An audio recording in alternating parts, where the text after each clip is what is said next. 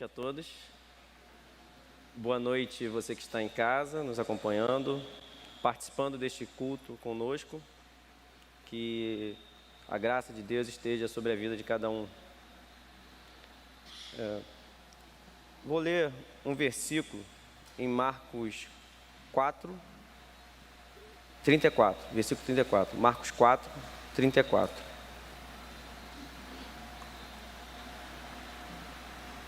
Marcos capítulo 4, versículo 34. Não lhes dizia nada sem usar alguma parábola. Quando, porém, estava a sós com os seus discípulos, explicava-lhes tudo.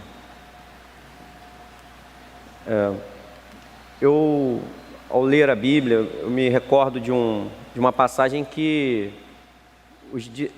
as discípulas de Jesus, né? As mulheres, né? Que não se lembravam de algo que Jesus tinha dito, e em relação à ressurreição. E é como se, será que Jesus não ensinou, será que não tinha falado, que os anjos, né, perguntaram, está procurando entre os mortos aquele que vive. Ele não disse? Aí quando os anjos recordam a ele, os homens, né, com roupa que brilhava como o sol, elas se lembraram do que Jesus tinha dito. Ou seja, não era para ser surpresa e não era para elas estarem procurando ali, ainda que fosse uma coisa bem natural, já que elas estavam indo no túmulo para fazer ali aqueles preparativos, e ao mesmo tempo que elas são questionadas por que elas estavam naquele lugar. Ao pensar nas parábolas, me recorda também questões de indiretas, mensagens indiretas. Quem aqui já deu uma mensagem indireta? Nos dias atuais é muito comum, não que não existisse essas mensagens antes, mas ela está potencializada por causa das redes sociais. Muitas são as indiretas nas redes sociais. Se colocam as indiretas para algum assunto, para alguma pessoa, mas de alguma maneira aquela mensagem que aquela pessoa está passando é para atingir um outro ponto. E a parábola tem algo semelhante, porque é uma narrativa alegórica, né? É uma ideia que você tem de transmitir uma mensagem indiretamente. Você não fala diretamente a mensagem, mas tem uma mensagem ali, ela está sendo transmitida indireta. Não que eu esteja dando aval para as pessoas que dão indireta na internet, mas é só para a gente poder ter uma breve semelhança. O que seria essa parábola? É uma mensagem que é feita por meio de uma comparação. É uma analogia. Eu digo algo, mas para poder representar outra coisa. Eu uso algum exemplo para que você tenha em mente algo, principalmente quando a gente vem a pensar do reino dos céus. Se Jesus não utilizasse aquilo que fosse comum às pessoas, ao convívio, dificilmente as pessoas poderiam entender. Então ele usava, como se tivesse, eu costumo dizer, quando você está alfabetizando, que você desce o seu nível de conhecimento para aquele que não tem, para poder entender a dúvida e trazer a explicação para aquela pessoa. Isso seria também uma parábola, ao mesmo tempo que, se Jesus não explicasse a parábola, eles não teriam condições de entender, necessitavam de alguém, e Jesus fazia isso. Alguns ficavam sem entender e outros entendiam essa parábola. Então, existem parábolas que são abstratas e concretas. Qual seria a parábola concreta? É sobre um pouco que eu quero trazer aqui, que é a parábola da Páscoa. Como assim? É uma parábola viva, porque algo aconteceu e existem significados e apontamentos que essa parábola hoje para as nossas vidas, né, que ela tem esse efeito.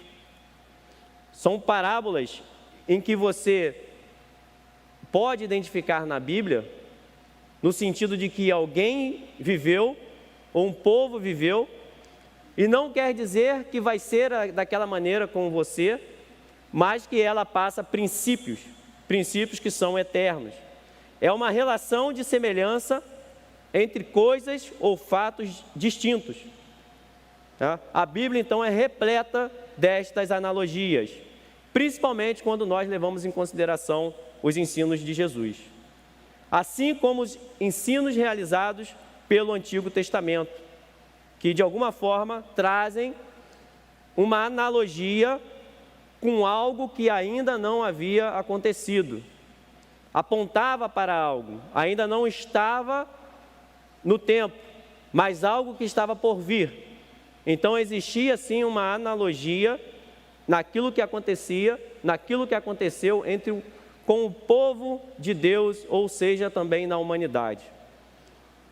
Era a didática, ou é a didática de Deus para alfabetizar o seu povo. Exemplos foram dados e foram vividos. Princípios foram inculcados durante este período, mas eram exemplos que apontavam para uma intimidade maior. Uma criança, ela ama o pai, ela tem intimidade, mas a experiência com que essa criança conhece melhor o seu pai e o amor que o pai de fato tem em todas as atitudes e correções, que vai fazer diferença. A experiência que essa criança tem, que ela vai começar a aprender que esse pai verdadeiramente ama. E é por isso que eu quero falar um pouco sobre o Antigo Testamento e o Novo Testamento, de forma breve. Nós iremos fazer uma leitura no livro de Lucas, capítulo 22, versículo 8. Depois, não precisem tirar de Lucas, que estaremos meditando em cima desse livro. Lucas, capítulo 22, versículo 8. Jesus enviou Pedro e João, dizendo: vão preparar a refeição da Páscoa. Vamos orar. Senhor, estamos tocando a Deus na Tua palavra, que é viva e é eficaz, suficiente para as nossas vidas, Senhor. Não precisamos, ó Deus, modificar, incrementar. Não só não precisamos, ó Deus, como nós não podemos fazer. É como se diz a expressão morte na panela. Traria, ó Deus, morte para as nossas vidas, consequências gravíssimas, ó Deus. E muitas pessoas estão como essas mulheres que não ouviram ou esqueceram. Mas eu também sei, ó Deus, que a Sua misericórdia vem para nos lembrar daquilo que está escrito na Tua palavra, Deus. Peço a Ti, ó Deus, que esteja nesse momento fazendo aquilo conforme é a Tua vontade aqui conosco, Deus. Em nome de Jesus. Amém. Amém. Para os judeus, era muito tranquilo aquilo ali. Vamos fazer uma refeição de Páscoa. Então, para eles era muito tranquilo, porque por volta de aproximadamente 1.500 anos, eles faziam isso. Então, eles preparavam essa refeição da Páscoa. Então, era muito comum para eles. Nós temos uma distância de aproximadamente 3.500 anos para a primeira Páscoa, quando Deus instituiu a Páscoa. 3.500 anos, essa é a distância que você tem. Já dá para perceber que se torna um pouco mais difícil, a não ser de fato que nós estejamos em todo momento aprendendo, ouvindo, lendo a Bíblia. E como que foi um pouco desse processo? No período de José, o povo de Deus, ele foi para o Egito, uma história bem conhecida. Houve fome no mundo, é uma grande crise. No meio de uma crise mundial, José se torna administrador no Egito, estava abaixo de Faraó. Ele foi levantado sobre todas as pessoas no Egito, com exceção de Faraó. O povo de Deus, no período em que teve a fome no mundo, foi para o Egito, passou a habitar nessa terra. José depois morre. O Faraó não conhecia José depois, começa a afligir o povo de Deus e o povo passa a viver como escravos. E eles eram escravos e castigados. Não tem quando nós sentimos dor, que nós queremos um alívio? Era assim que estava o povo, sendo castigado, e era necessário. Eles passaram cerca de 430 anos no Egito, com alguns anos de castigo. Mas nós podemos entender que esses 430 anos, o povo, de uma determinada forma, não experimentava de maneira plena a presença de Deus.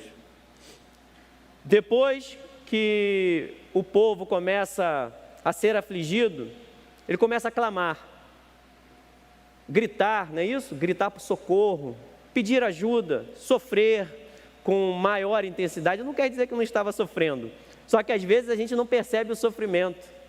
Sofrimento é assim, quando chega num determinado nível, que a pessoa começa a gritar, e o povo estava assim. Chegou o tempo em que Deus separa Moisés. Moisés passou bastante coisa ali, tiveram vários acontecimentos, que não é o nosso foco, e ele é chamado por Deus para poder ir ao Egito e libertar o povo. Nesse momento, Deus prepara 11 sinais e maravilhas. Talvez você esteja falando assim, são 10, né? São 10 pragas, mas que são 11 sinais e maravilhas. Teve o primeiro da serpente.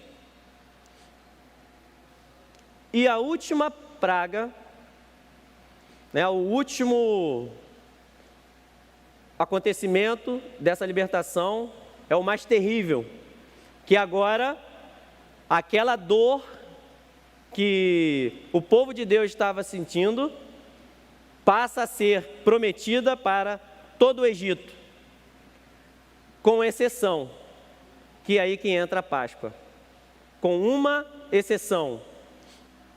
Vamos colocar assim, o anjo da morte, ele não determina o juízo, porque o juízo vem de Deus, e ele não poderia aliviar uma casa simplesmente porque ele achou esse aqui é de Deus, esse não é de Deus. Precisava ter uma marca, e precisava que alguém tivesse pago com preço de morte para não sofrer a ira de Deus. E quando o anjo passava naquela casa, naquela família, era como se o anjo falasse assim: aqui eu não preciso entrar porque já foi pago o preço. Alguém morreu, ou algum animal, houve morte aqui para pagar. Então aqui tem a salvação de Deus. Estão separados. Aqui eu não posso tocar, porque o juízo que eles merecem, eles não podem sofrer. Era uma refeição que foi preparada. E existia uma característica do animal, que era um cordeiro, né, um cabrito, que ele era separado ao 10º dia até o 14º dia. Quando nós apontamos para Cristo, nós vemos que Cristo foi separado, e ele estava separado, não podia se contaminar, e ele não tinha defeito, e era também um macho de um ano. A Bíblia também fala isso, está lá em Deuteronômio, em Êxodo 12. e ele era macho de 1 ano, esse cordeiro.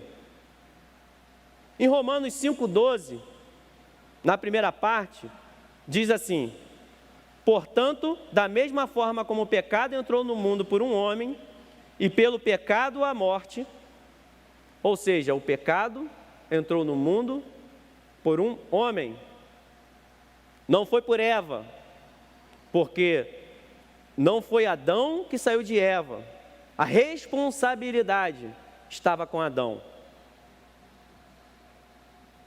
Então, o cordeiro tinha que ser macho, não podia ser fêmea. E a gente começa a entender princípios aqui. No versículo 15 de Romanos 5, na segunda parte, diz assim: pois, se muitos morreram por causa da transgressão de um só, de Adão, muito mais a graça de Deus, isto é, a dádiva pela graça de um só homem, o cordeiro macho, Jesus Cristo, transbordou para muitos. São princípios, e esses princípios, eles são irrevogáveis. Precisa ser da maneira como Deus instituiu a humanidade. Não foi o contrário que Deus criou, criando Eva primeiro e tirando de Eva Adão. E da mesma maneira, não poderia ser qualquer cordeiro.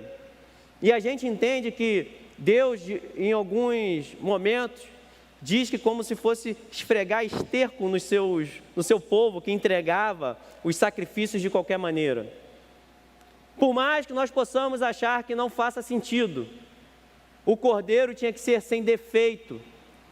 E Deus não aceitaria outro sacrifício se não fosse um cordeiro sem defeito. Por quê? Porque esse cordeiro apontava para Cristo. Ele fazia uma referência a algo que Deus iria fazer. Se ele aceitasse, Deus seria mentiroso. Ele estaria dizendo que ele consegue viver no pecado, ou que o cordeiro que ele iria enviar seria um mais ou menos, de qualquer maneira. Mas nós precisávamos começar a entender o padrão de Deus, que é um padrão diferente do nosso. Precisava passar o sangue nas laterais e nas vigas superiores, para saber que ali teve um sacrifício. Pagou o preço. Assado no fogo, não poderia ser cozido. Ervas amargas e pão sem fermento. Isso aqui deixa para a escola de discípulos. E tinham que queimar caso sobrasse algo. Tinham que comer tudo. E temos então a morte dos primogênitos como a última praga. E como um outro princípio que tinha, Deus diz para eles, em Êxodo 12, versículo 11: ao comerem, estejam prontos para sair, cinto no lugar, sandálias nos pés e cajado na mão. Comam apressadamente, esta é a Páscoa do Senhor.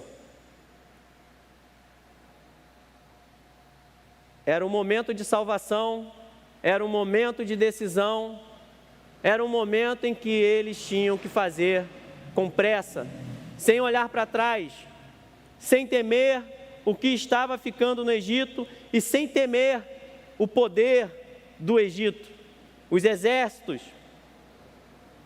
No versículo 26 de Êxodo, por que eles estavam fazendo aquela refeição?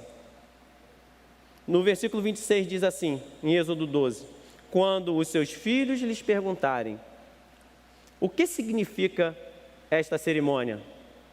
Respondam-lhes, é o sacrifício da Páscoa ao Senhor, que passou sobre as casas dos israelitas no Egito e poupou as nossas casas. Teve efeito.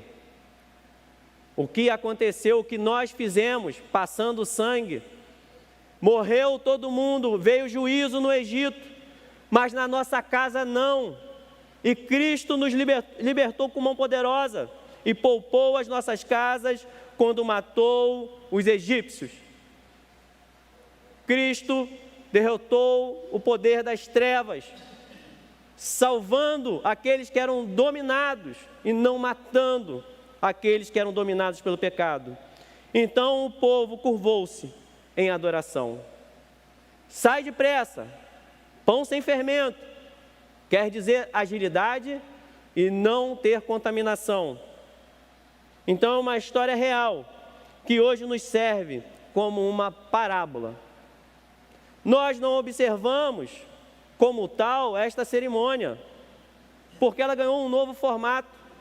Não somente nós fazemos duas ordenanças na igreja: o batismo e a ceia do Senhor. São as duas ordenanças que Cristo deixou para a igreja: o batismo e a ceia do Senhor. Essa é a Páscoa do Senhor. Princípios são eternos, mas essa cerimônia foi uma sombra. Quem projeta a sombra é maior do que a própria sombra. Literalmente, quando você vê uma sombra, parece ser maior do que uma pessoa. Mas o que eu quero dizer, se você aguarda o seu pai e vê a sombra dele em algum lugar, a sua atitude natural é querer abraçar ao pai e não ficar brincando com a sombra dele. Uma atitude desta revela uma coisa: que você não conhece de quem é a sombra. Aí você não vai se interessar por ela, você vai ficar na sombra. Você não vai se interessar pela pessoa que está na sombra. Para um povo que nunca viu um pai, é normal. Mas quando ele já veio para a igreja, Cristo, nosso olhar deve ser somente para Cristo. Nós não precisamos e nós não podemos ficar olhando para a sombra, porque Cristo está aqui na igreja. Cristo é o Salvador. Esses sacrifícios apontavam para um Cordeiro perfeito que iria vir. Estava alfabetizando o povo para entrar nessa nossa faculdade, não porque somos bons, mas é nessa faculdade aonde nós estamos vivendo pela fé, e a fé nesse Cordeiro. Em Lucas 22, no versículo 1 e versículo 2, agora diz assim: estava se aproximando a festa dos pães sem fermento, sem contaminação, que demonstra que nós, quando temos o chamado de Deus, temos que sair depressa ao encontro dele, e para ele que nós fomos chamados, chamada Páscoa. E os chefes dos sacerdotes e os mestres da lei estavam procurando um meio de matar Jesus, mas tinham medo do povo. Este mês era considerado para os judeus o primeiro mês. Era como se dissesse assim: passou janeiro, fevereiro, março, abril, agora vai ser o primeiro mês do ano para vocês. Como assim? Já passaram os anos? Porque é um mês de aliança. Não tem quando uma pessoa se batiza e nós começamos a falar que ela tem 1 dia, 2 dias, 5 dias. A sua vida não tem comparação com tudo que você viveu fora de Cristo. Se você viveu 50 anos, 1 hora na presença de Cristo, nada se compara. É uma aliança. E existem datas que são marcantes na nossa vida. Um aniversário, tem gente que esquece data, eu não posso falar. Casamento, noivado, batismo, consagração para qualquer ministério. Eu tento lembrar datas, mas são marcantes, porque trazem lembranças para aquela família, para aquela pessoa. Então, durante 1500 anos, essa data era uma data especial. São datas especiais, a tão esperada data. Só que agora de uma maneira diferente, porque eles faziam isso. Quem poderia imaginar que aquela cerimônia que eles estavam fazendo, os discípulos, que iria ganhar um novo significado, parecia que era mais uma Páscoa, uma data tão esperada, que estava marcada no calendário de Deus, aproximadamente 1533 anos depois. Agora o povo pode ter certeza que o autor da sombra chegou.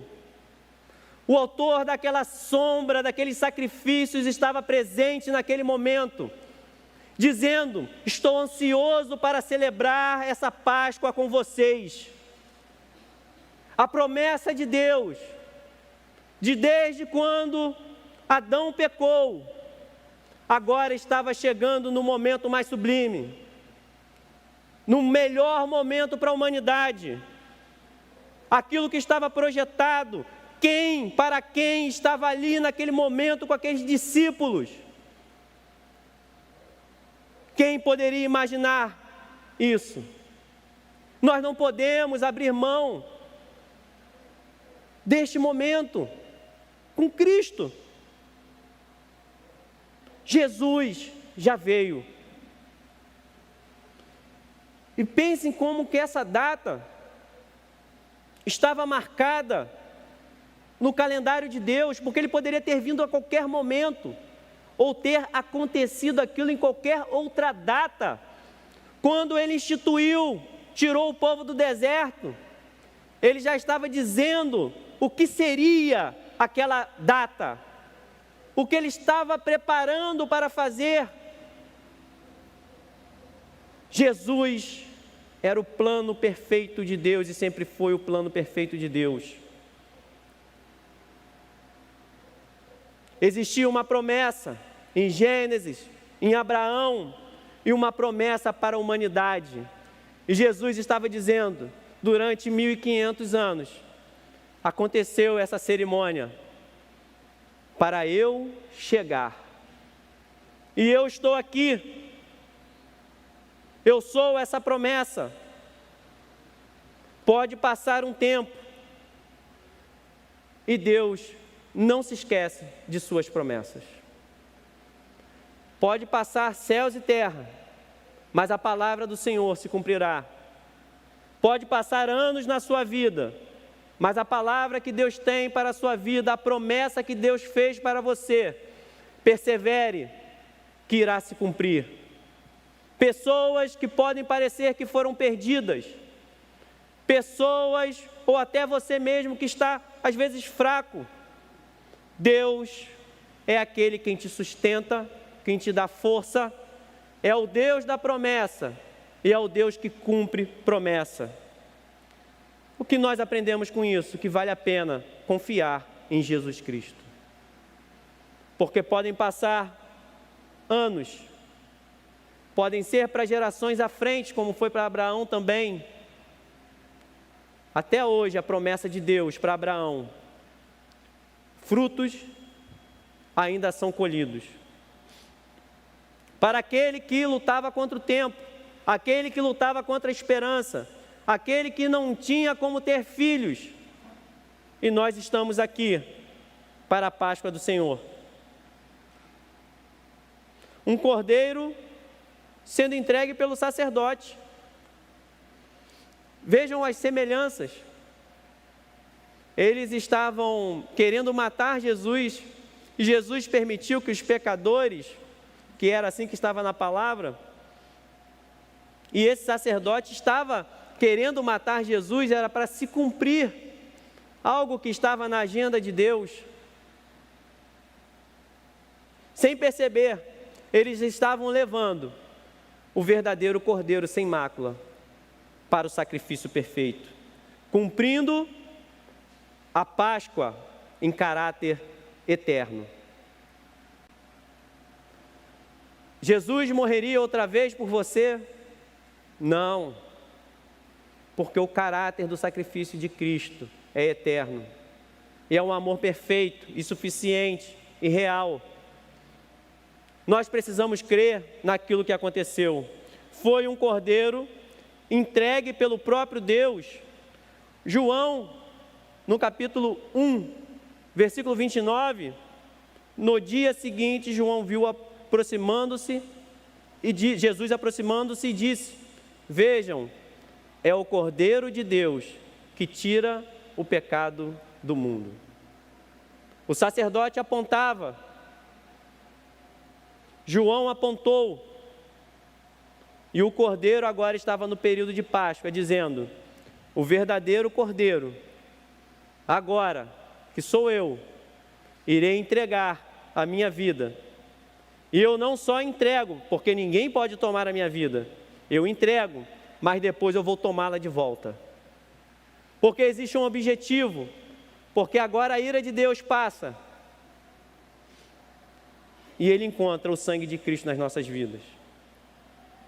O escolhido de Deus, o pecado que tinha pelos mestres da lei, esse pecado não suportava a presença de Jesus.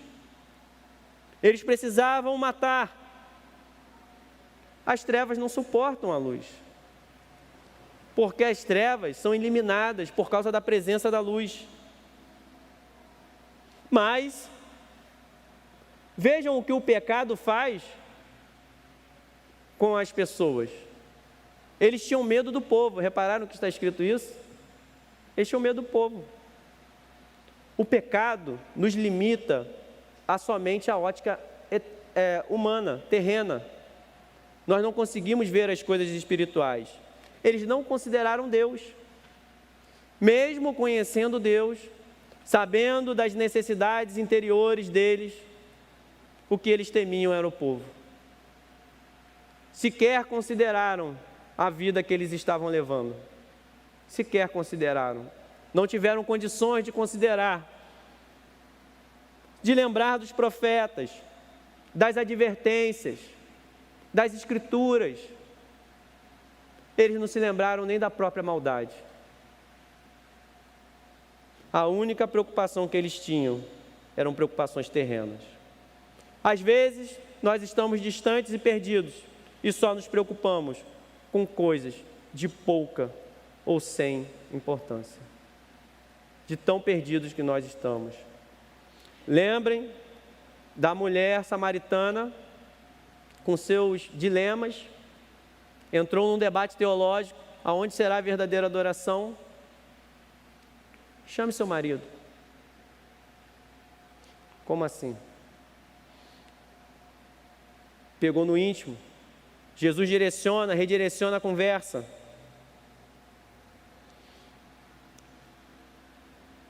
Quando nós não valorizamos o que Deus fez, nós também nos tornamos instrumentos de Satanás.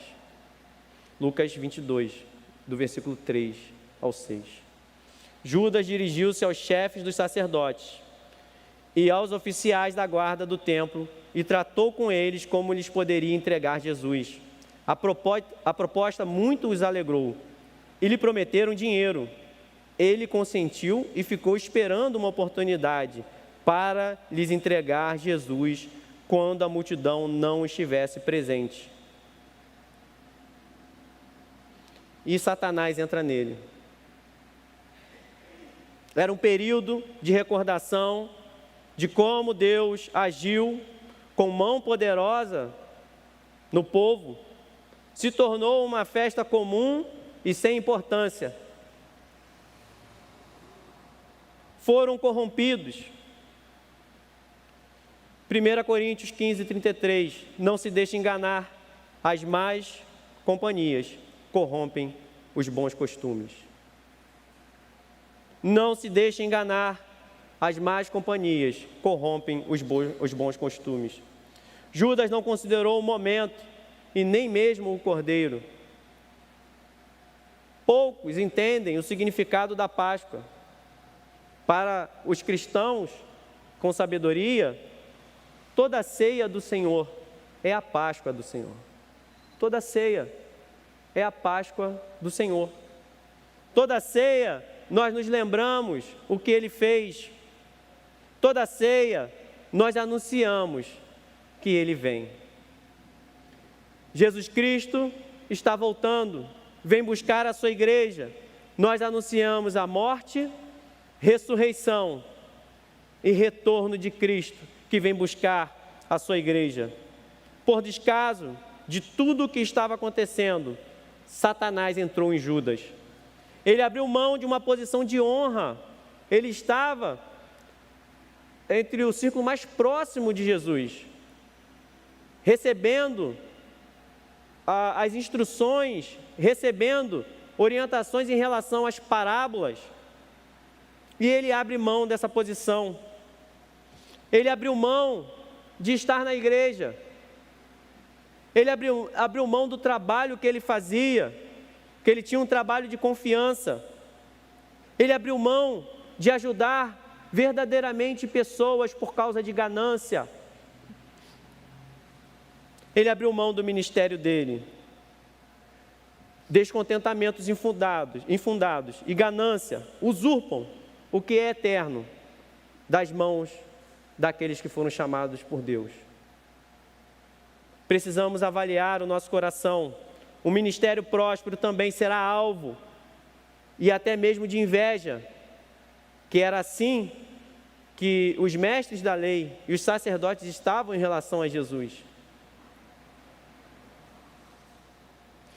E esse crime teve um agravo nele, porque todos nós sabemos, ou alguns, que existe uma diferença do crime que você faz no calor da emoção.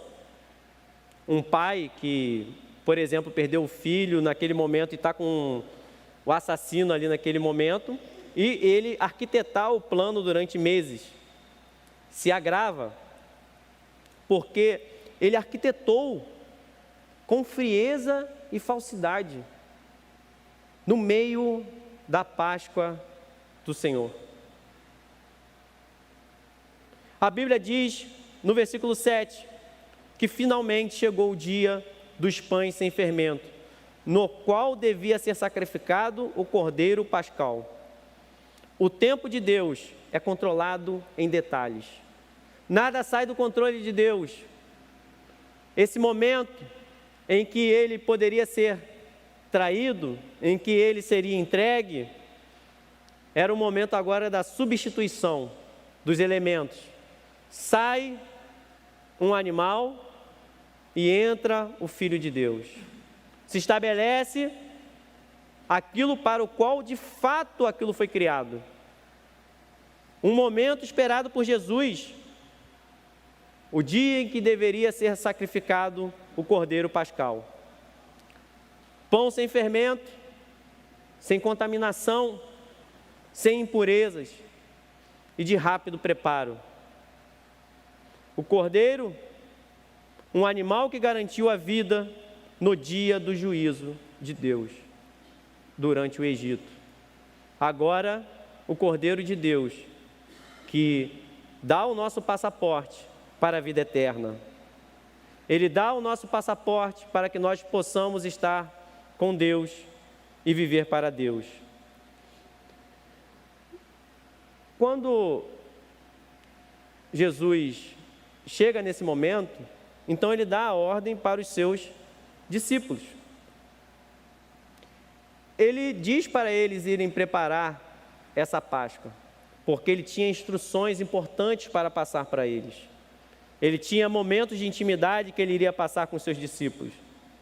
E ele envia Pedro e João para preparar a refeição da Páscoa. E eles perguntam, eles têm dúvida. Se vocês repararem no versículo 9, eles perguntam: onde queres que a preparemos? Perguntaram eles. Quem aqui já teve dificuldades de seguir orientação? Nós temos dificuldades. Eles tinham essa dificuldade. Eles estavam em Jerusalém, eles eram galileus, então deveriam ter dúvidas. Se pensar o período, não deveriam ter muitos lugares, e o horário também não era bom para poder arrumar um local. E também não deveria ser barato. Já aconteceram coisas que você pensa assim: eu não tenho dinheiro para resolver, mas você tem que resolver, você tem que separar, tem que priorizar.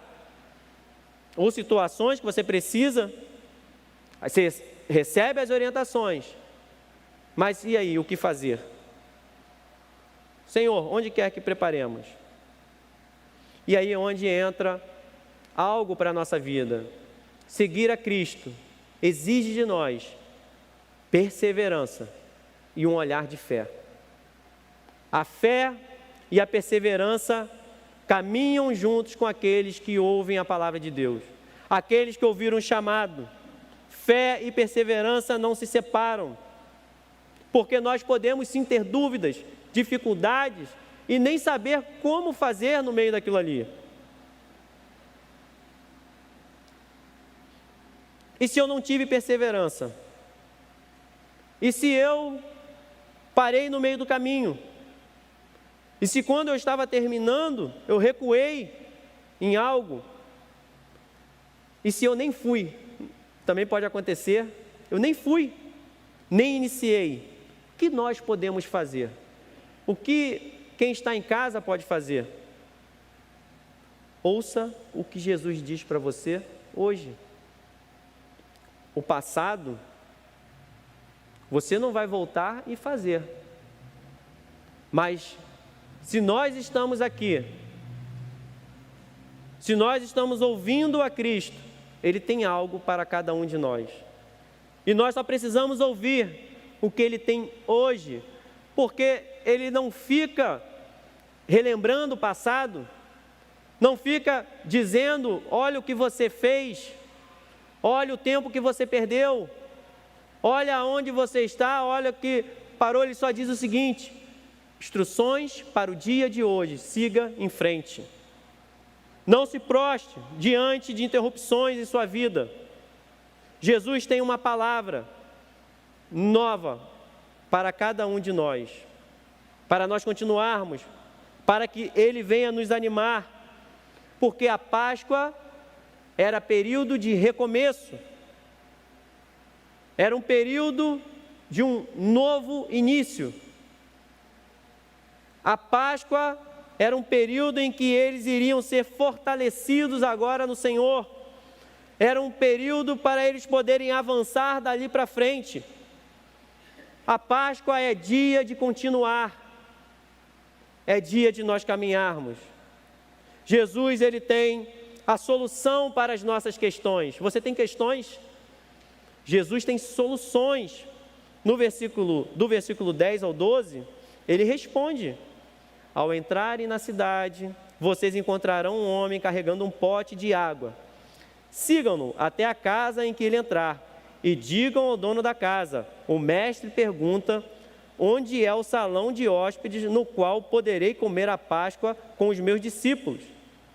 Ele lhes mostrará uma ampla sala no andar superior, toda mobiliada. Façam ali os preparativos. Jesus dá todas as orientações para eles. No versículo 10, nós temos uma ação incomum para um homem, porque aquilo era uma atividade da mulher. Não era normal carregar um pote. Às vezes, quando nós temos orientações que são incomuns, nós falamos: mas como que eu vou achar alguém com isso, Jesus? Jesus deu a ordem para eles. Eles só precisavam ir ao dono de uma casa e fazer uma pergunta. Quantos de nós não travamos quando algo parece não fazer sentido para nós? Jesus, você está me mandando ir nesse período, não está me dando dinheiro, não está mandando pagar, e está mandando ainda achar um homem carregando algo que normalmente só a mulher carrega. O que aconteceu? Muitos de nós travamos. Muitas vezes nós não fazemos algo por nós não concordarmos. Teve algo já assim na sua vida? Quando algo parece incomum, a fé separará o sucesso do fracasso na vida do cristão. A fé separará a alegria que você terá em obedecer e a tristeza de você recuar. Aquela peregrinação eterna de estar perdido, é a fé que irá mudar isso. E no versículo 13 diz que eles saíram e encontraram tudo como Jesus lhes tinha dito. Então prepararam a Páscoa. era um momento de novo significado. Percebam a importância que tinha o que eles estavam participando ali, que eles poderiam dizer: Jesus, chame outra pessoa para participar com vocês, envia outra pessoa para fazer, não faz sentido, eu desisto, acabou para mim. Tudo isso está sendo com muita dificuldade, eu não aguento mais. Existe momento para perguntar, assim como existe para obedecer. Assim que o mestre explica,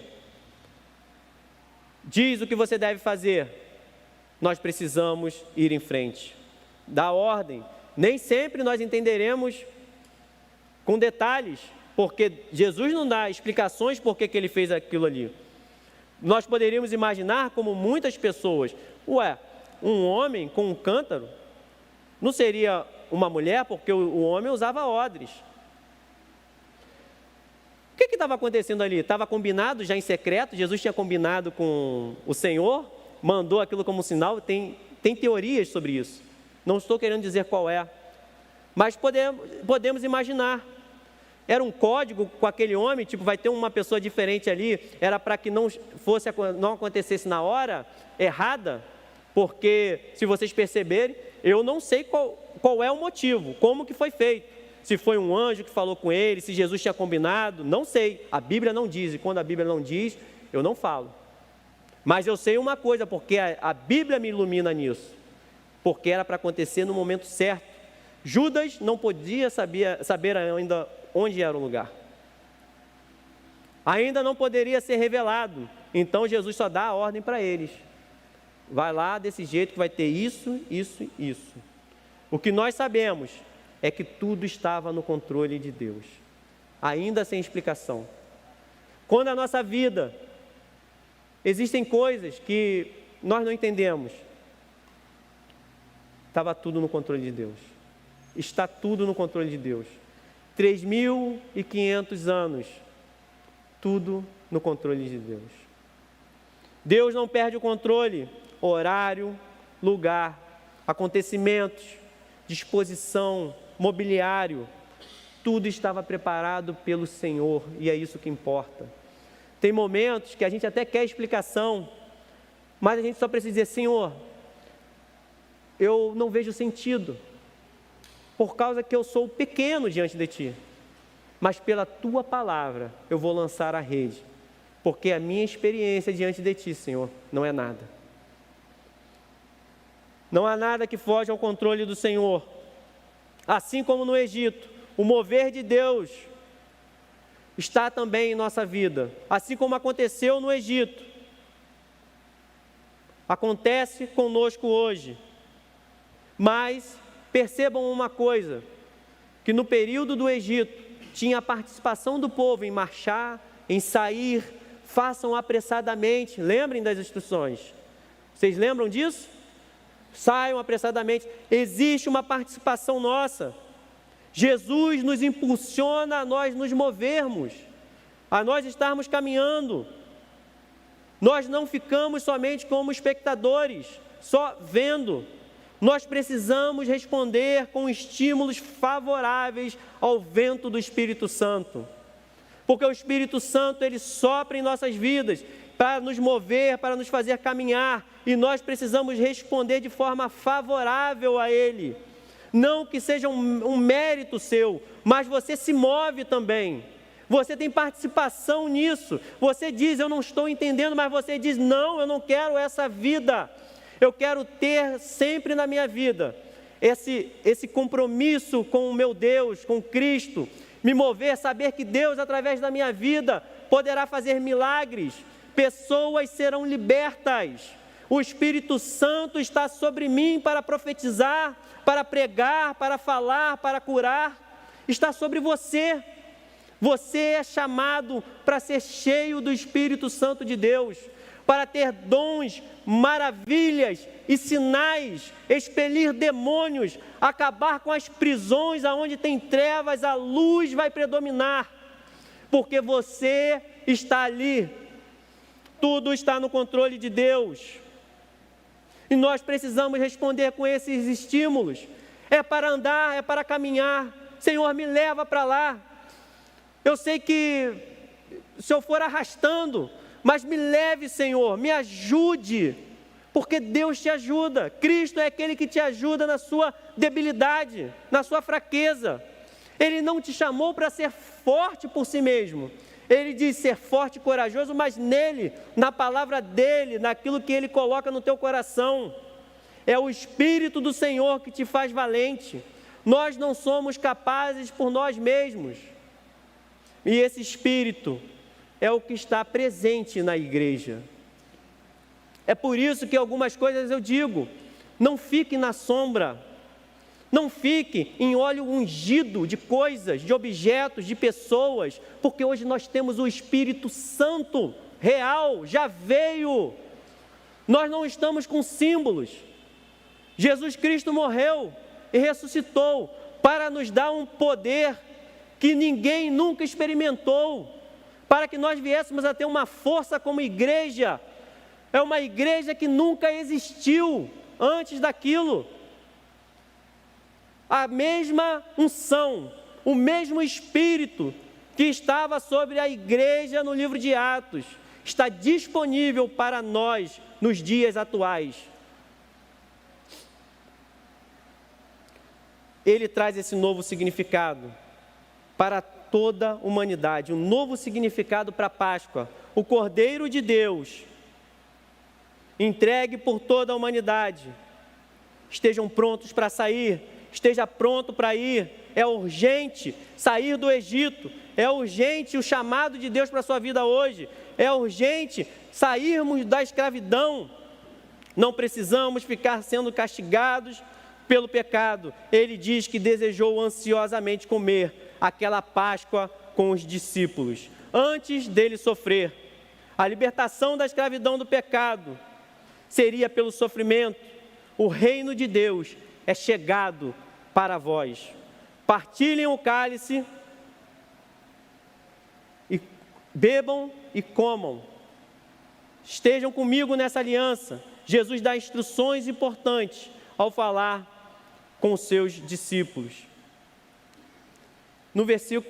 No capítulo 24, não precisa abrir, no versículo 1 ao 8, é o momento em que as mulheres vão procurar, vão no sepulcro, mas não encontram, está aberto, e elas ficam perplexas. E os homens, com roupas que brilhavam como a luz, se colocaram ao lado delas. E elas ficaram com medo. Mas eles fazem a pergunta: por que vocês estão procurando entre os mortos aquele que vive? Não procure Jesus entre os mortos. Não procure, se lembre das palavras dele, porque ele ressuscitou.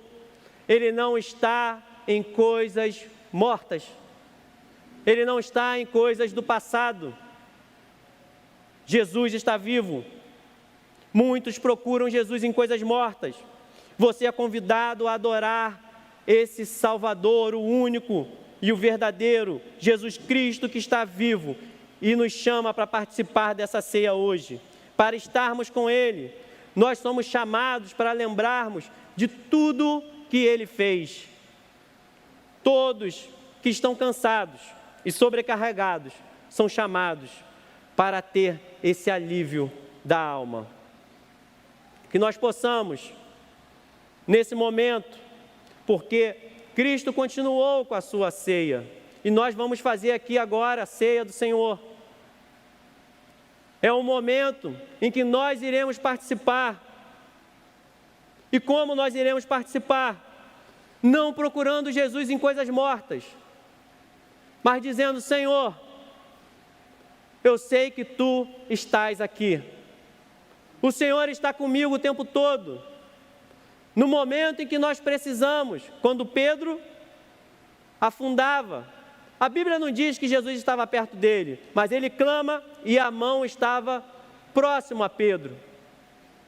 Não existe distância para Cristo não poder nos socorrer, nos abraçar, participar desse momento conosco. E é o momento em que, depois de pegar o cálice e dar aos discípulos, ele pega o pão.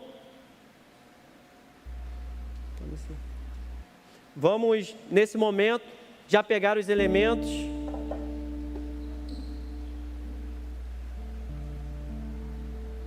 O Cordeiro de Deus partiu o pão e deu graças, ensinando algo novo. Aquele que é batizado é chamado para estar nesse momento. Se você está retornando para Cristo, se você já foi batizado, faça a autoanálise, retorne ao Senhor. Se você ainda não entregou a sua vida para Cristo, entenda que você é chamado para se batizar e participar conosco. Peça para que Cristo se faça presente no seu coração. O valente que dominava a sua alma antes, chegou alguém mais valente do que ele. Esse valente perdeu o domínio sobre vocês. Todo aquele que entrega a vida para Cristo, a libertação que nós experimentamos e que aquele que ainda pode experimentar é maior do que o que aconteceu no Egito. É um momento mais sublime, é maior. Antes, nós olhávamos para coisas grandiosas, mas eram sombra. Agora o pecado não tem mais domínio sobre a sua vida, porque com mão poderosa,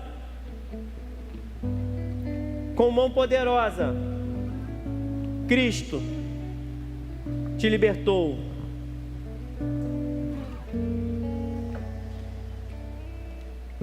Com mão poderosa, o Senhor te libertou. Agora você tem o ungido do Senhor, o ungido de Deus. Tome o pão.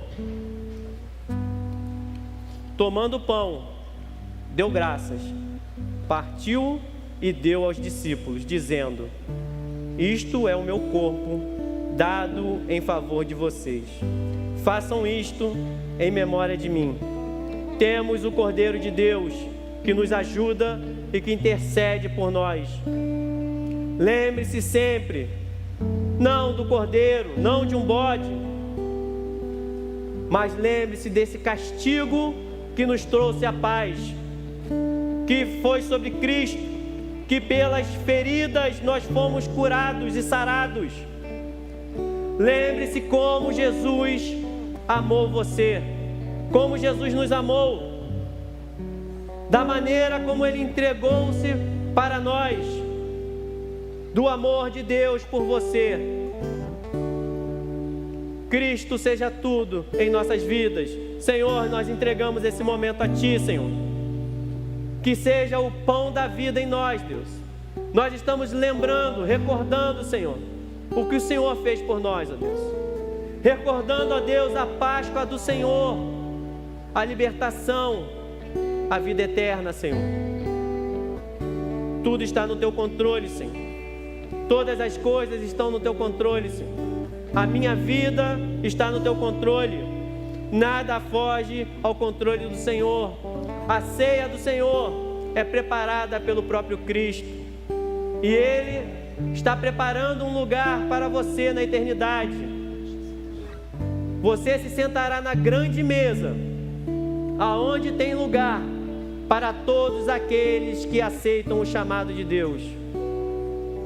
Você e todos aqueles que foram salvos pelo sangue do Cordeiro, todos aqueles que fazem parte desse corpo, todos aqueles que ainda virão, pois ainda tem mais pessoas para se juntar, todos aqueles a quem Cristo chamar.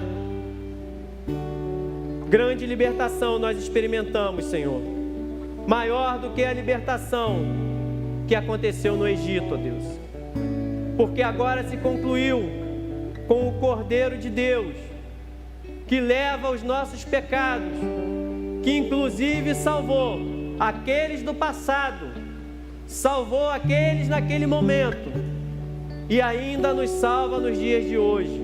É o único Senhor, é o único Salvador.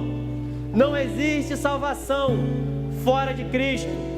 Senhor, que essa Páscoa seja sempre lembrada por nós, olhando para Ti, ó Deus, olhando para o verdadeiro sacrifício, para aquele quem deu a sua vida por nós, e que nós possamos, ó Deus, lembrar aos nossos filhos, para que eles aprendam e para que eles vivam eternamente, Senhor.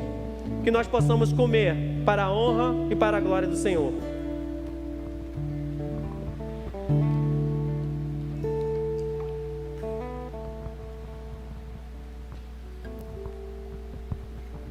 Da mesma forma, depois da ceia, tomou o cálice, dizendo: este cálice é a nova aliança no meu sangue, derramado em favor de vocês. Este deverá ser o primeiro mês do ano para vocês. Tempo de recomeço, início da nossa vida, antes longe de Deus, agora íntimo, antes perdido, agora salvo. Que nós possamos, ó Deus, nos lembrar sempre disso, Senhor. Éramos perdidos, mas não estamos mais, Senhor. É uma nova aliança, Deus. Eis que tudo se fez novo, Senhor. É tempo de recomeço, Senhor. É o que a Páscoa remete, ó Deus. Tempo de recomeço, uma nova vida, Senhor. Tempo de esperança, tempo de oportunidade, Senhor. O Senhor tem dado oportunidade para nós, ó Deus. O Senhor tem dado oportunidade para a humanidade. Tudo, ó Deus, já é passado. Temos uma nova vida. O nosso pecado foi perdoado, foi apagado. O Mestre se entregou. Amor tão grande não existiu. O ato de maior crueldade na humanidade não estava fora do controle do Senhor Jesus. Foi uma entrega, foi por amor. A aliança de Cristo supera qualquer aliança que nós possamos ter tido no passado. A aliança em Cristo é aonde nós temos esperança. A parábola da Páscoa se concluiu no sacrifício de Cristo. Os seus pecados estão perdoados. Senhor, levantamos esse cálice em louvor e honra a Ti, Senhor. Queremos, ó Deus, lembrar do seu sacrifício, Senhor. Pedimos, ó Deus, a Ti misericórdia. Pedimos a Ti, ó Deus, que o Senhor venha nos ajudar, Senhor, nessa caminhada. Dependemos de Ti, Senhor. Ajuda, ó Deus, aqueles que estão fracos. Aqueles, ó Deus, que por desafios, talvez, às vezes até se sintam sem esperança. Aqueles, ó Deus, que podem estar desanimados, Senhor. Dê, ó Deus, perseverança, ó Deus, para o Teu povo, Senhor. Dê, ó Deus, intrepidez e coragem. Dê a Tua palavra no coração, Senhor. Aquelas mulheres não lembravam daquilo que o Senhor tinha falado. É possível que aconteça conosco, Senhor. Nos ajude, ó Deus, a lembrar das Tuas promessas, ó Deus. A lembrar, ó Deus, do Teu controle na nossa casa, Senhor. A lembrar do Teu controle na nossa vida, Senhor.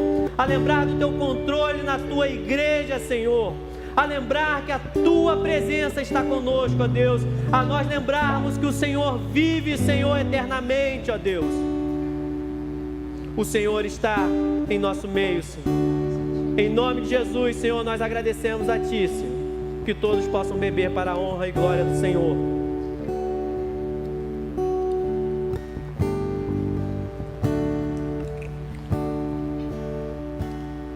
No mundo busquei,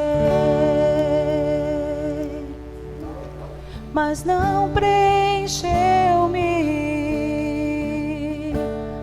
Canções tão vazias, tesouros que um dia se consumarão.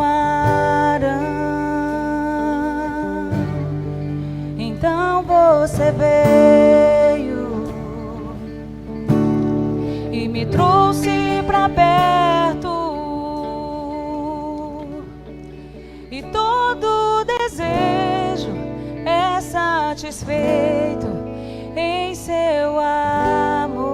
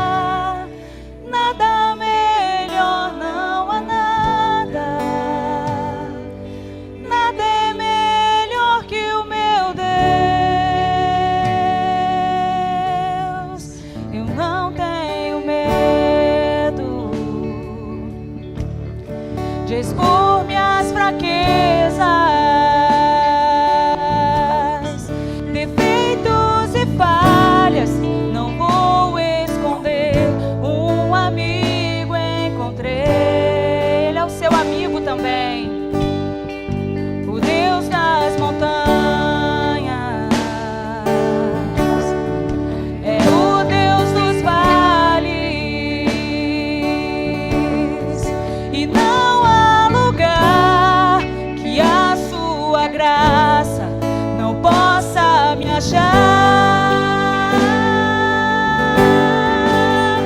Não há nada, você pode dizer, nada melhor, não há nada,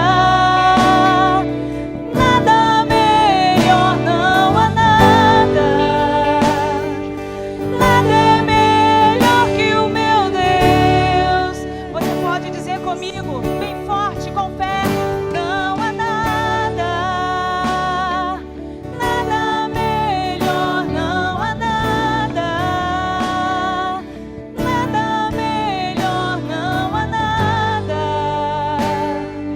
nada é melhor que o meu Deus.